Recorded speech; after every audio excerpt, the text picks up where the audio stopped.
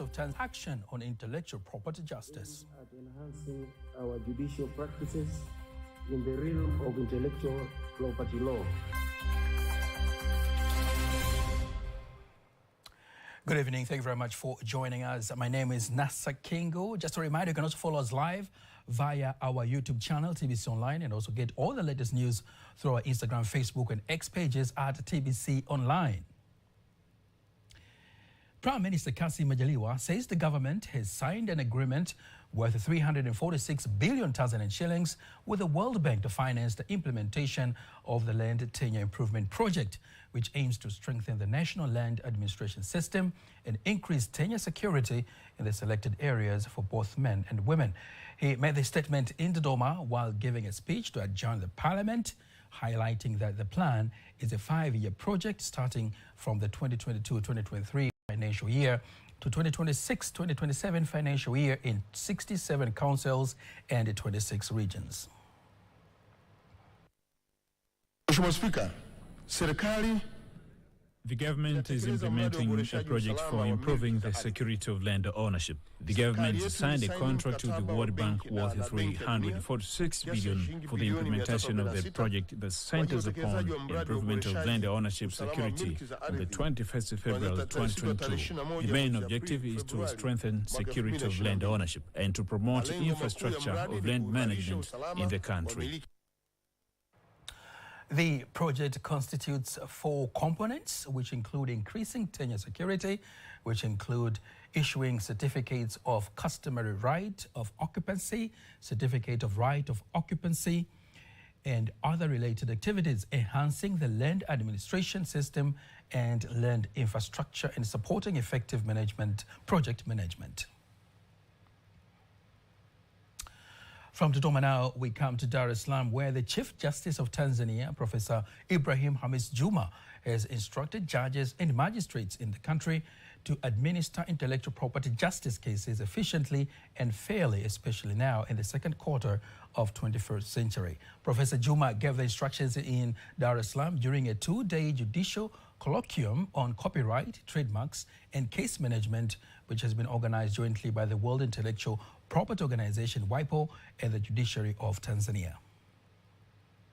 As we gather here today in Dar es Salaam, we are also poised to embark on a journey of knowledge sharing and collaborative learning aimed at enhancing our judicial practices in the realm of intellectual property law. You look at the list of participants and resource persons, you can see knowledge, you can see experience, you can see a lot of skills which we are going to benefit. Furthermore, the Chief Justice has congratulated WIPO for empowering judges and magistrates to effectively search and reference court decisions in enhancing their jurisdiction's quality and consistency, while one of the participants from the Copyright Society of Tanzania, COSOTA, commenting on the expected outcome of the conference. I acknowledge the initiatives and support WIPO has shown ever since Tanzania joined WIPO in 1983. Judiciaries, we are always very cautious. We always want to go into an area which has been tested. And I think collaboration between the government of Tanzania and WIPO since 1983 has tested the ground. The ground is hard enough for the judiciary now to participate as well. It is very important to have these trainings, because once the right holders need to get their rights from the courts, they are supposed to get their rights, and all the judges and magistrates are supposed to know all these laws. So having the training of this sort will help the judges and magistrates to get more awareness on how copyright and trademark cases are being handled with other countries, because we have participants from different countries. We have those who are conducting this session from WIPO who are aware of what is happening in different countries. So having all these experiences from different countries, we believe that our judges, our magistrates will be able to know more about copyright and trademarks, so that our right holders, our innovators will benefit more from their works that they create, to make sure that even the country also benefits.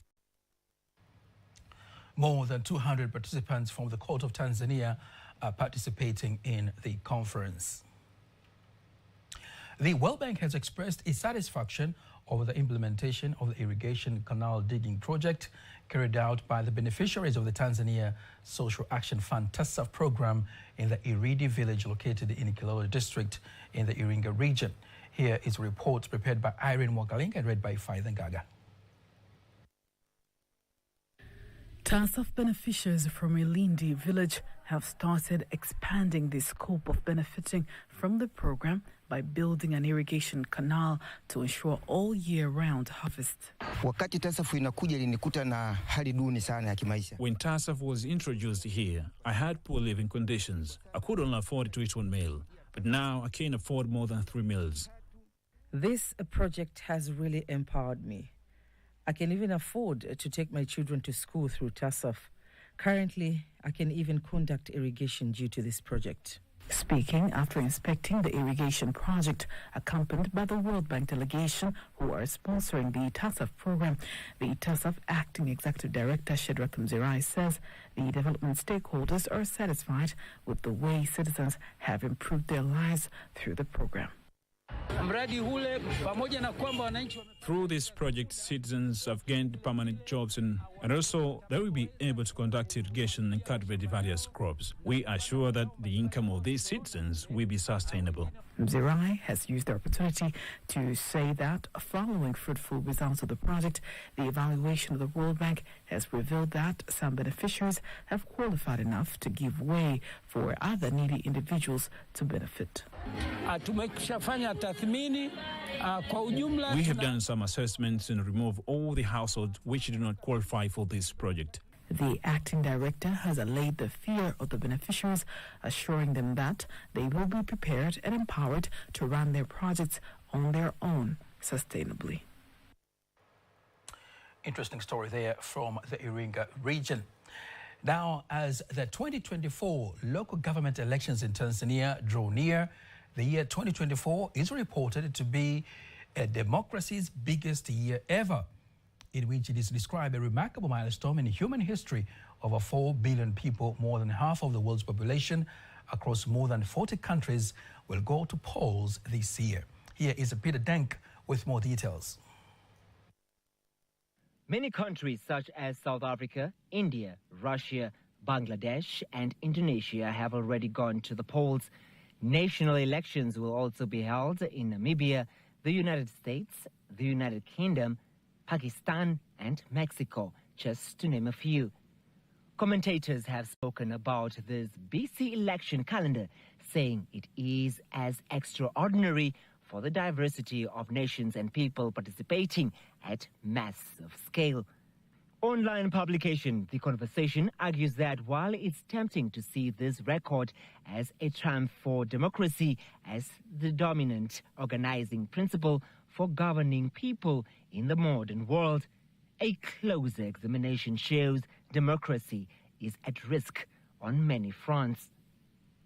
An article by The Conversation says some clear patterns have emerged and 2024 is going to be a rugged year for democracy. So, is democracy under threat and will it pass its biggest test of time in 2024? This question was put to the Secretary General of the International Institute for Democracy and Electoral Assistance, IDEA, Dr. Kevin Casas Zamora, when he presented a status report on the state of global democracy in Windhoek. That what happened during the Indian elections suggests that the state of democracy in India is much better than a lot of people thought.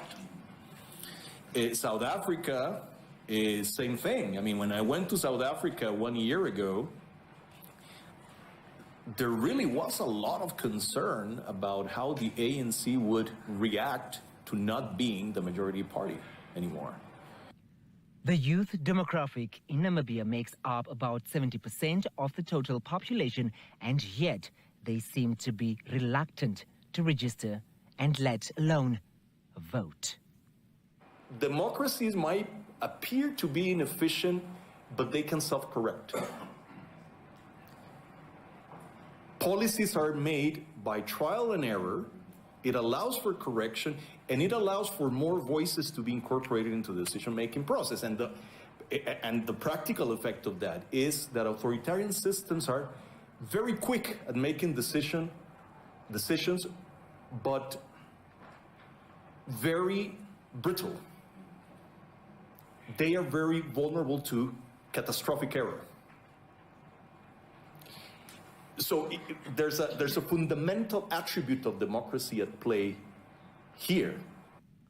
Dr. Casas Zamora has been the Secretary General of the International IDEA since August 2019.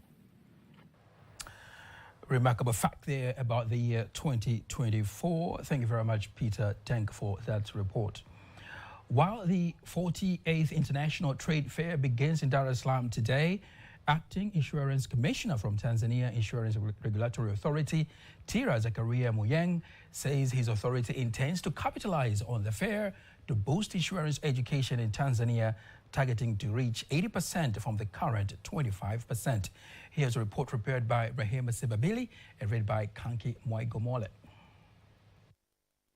The Acting Insurance Commissioner from Tanzania Insurance Regulatory Authority, Tira Zakaria Muyeng, made the remarks in Dar es Salaam during the opening of an insurance village that unites over 40 insurance service businesses in the nation, insisting that the government is committed to reach 80% of Tanzanians with insurance education by 2030.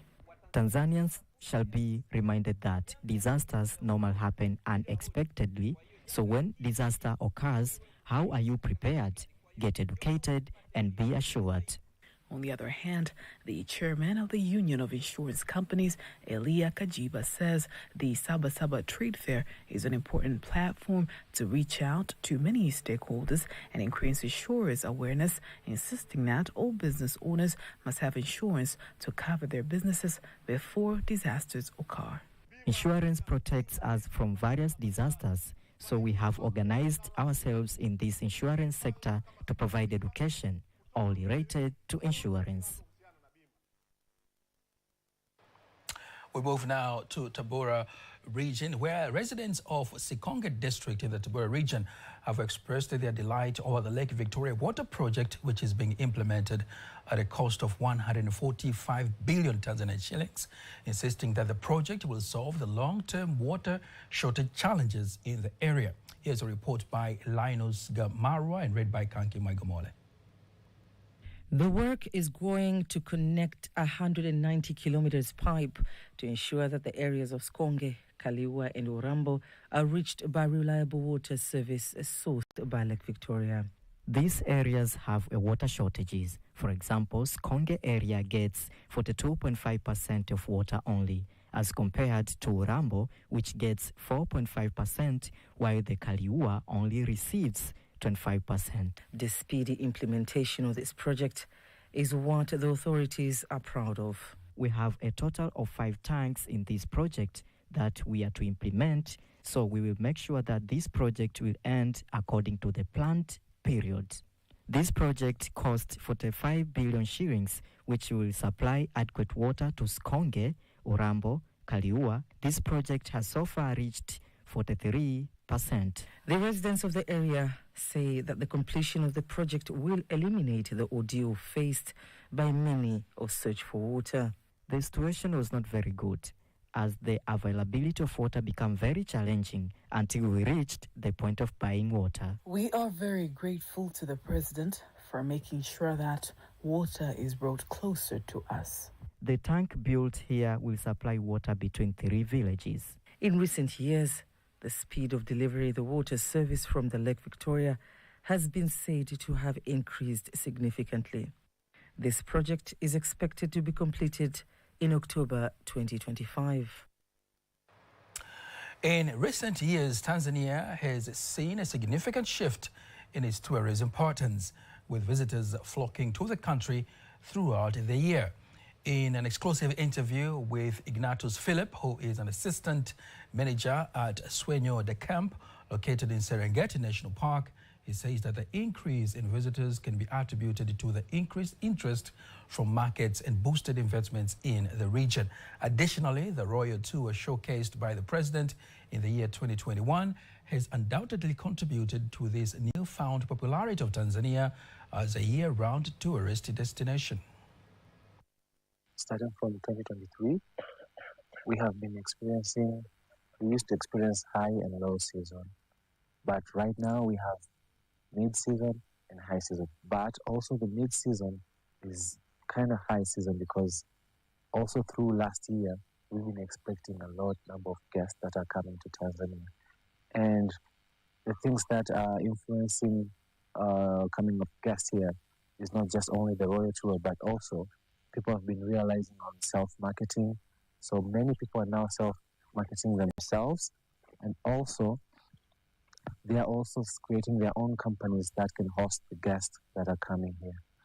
And also including Royal Tour is one among the great facilitator of increasing number of tourists coming to our country.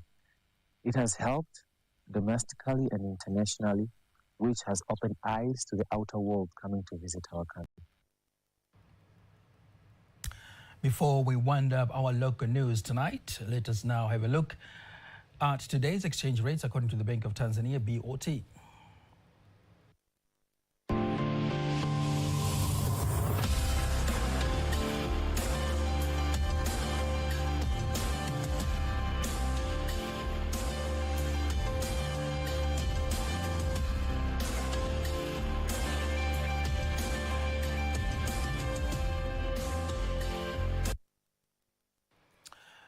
TBC News will be here every weekday, that is Monday to Friday, to let you know all the latest in exchange rates. Stay tuned now for all the latest in sports news.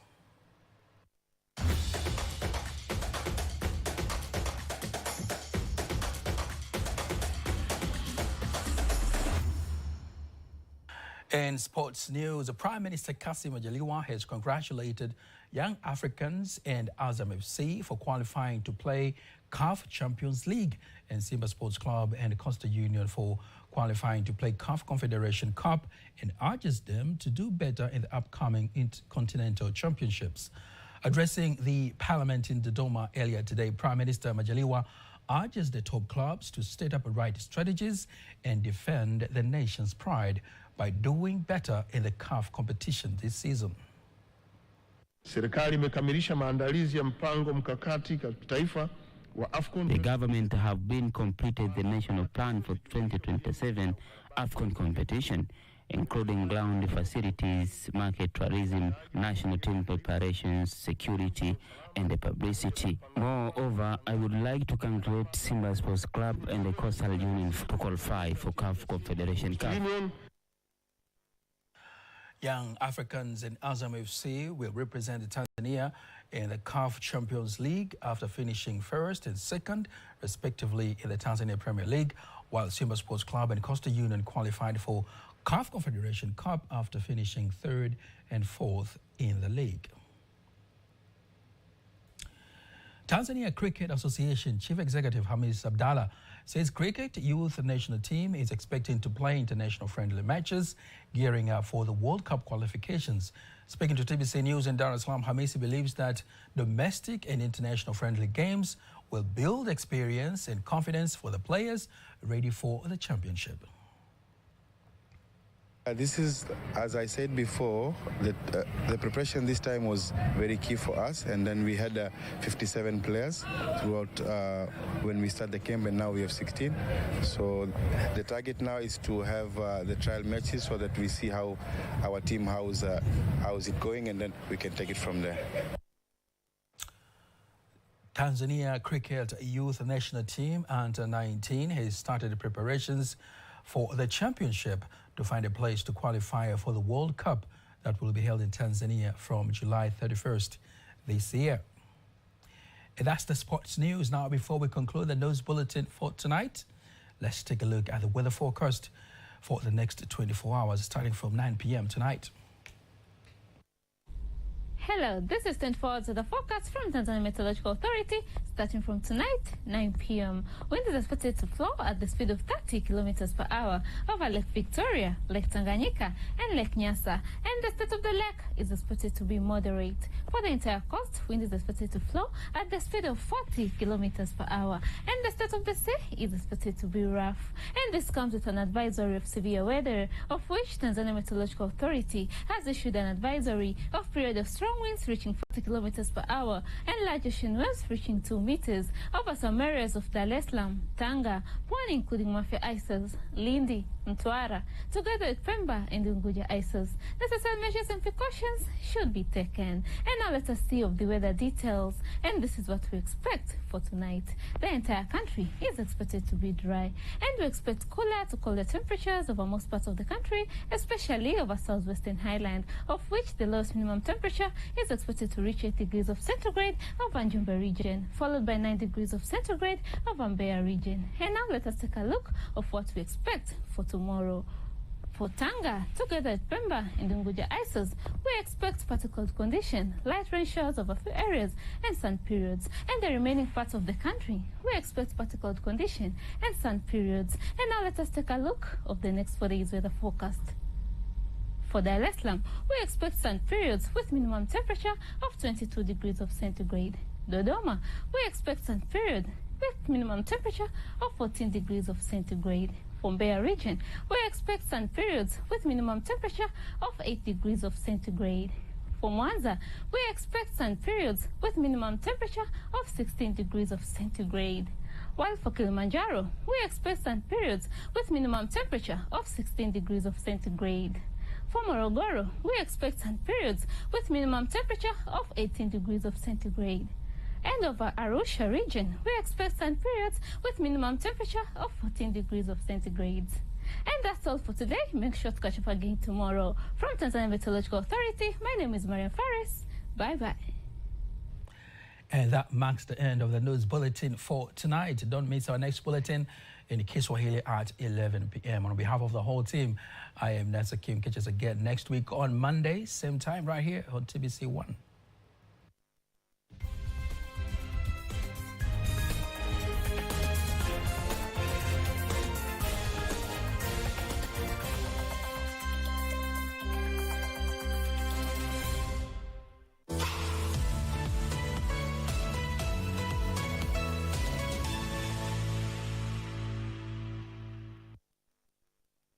Unaangalia TBC1, ukweli na uhakika.